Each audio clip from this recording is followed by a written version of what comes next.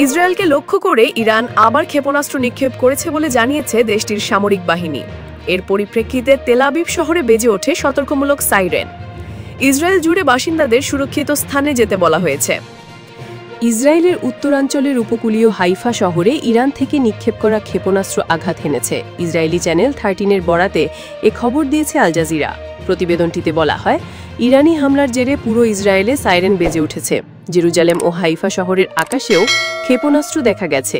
এ হামলায় ইসরায়েলি পশ্চিমাঞ্চলের গ্যালিলি এলাকায় একটি দোতলা ভবনে 14 জন আহত হয়েছেন বলে জানিয়েছে দেশটির জরুরি পরিষেবা এমডিএ।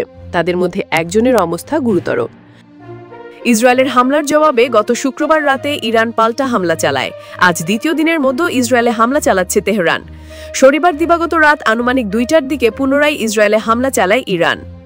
এর আগে ইসরায়েলি সেনাবাহিনীর একজন মুখপাত্র জানিয়েছেন, এই মুহূর্তে ইসরায়েল ইরানে হামলা চালাচ্ছে। ইরানের হাতে এখনও এমন অস্ত্রভাণ্ডার রয়েছে যা ইসরায়েলের জন্য মারাত্মক হুমকির কারণ হতে পারে।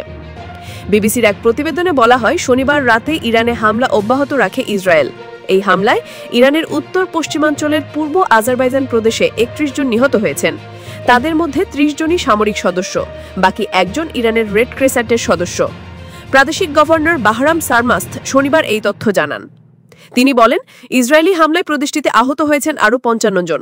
গত শুক্রবার ইরানে ইসরায়েলি হামলা শুরুর পর থেকে এসব হতাহতের ঘটনা ঘটে। এরই প্রেক্ষিতে ইসরায়েলের শীঘ্রই ভয়াবহ হামলা চালানোর ঘোষণা দেয় ইরান। ইরানের রাষ্ট্রীয় টেলিভিশনে জানানো হয়েছে, আগামী কয়েক ঘন্টার মধ্যেই ইসরায়েলের বিরুদ্ধে বড় ধরনের ধ্বংসাত্মক হামলা চালানো হবে।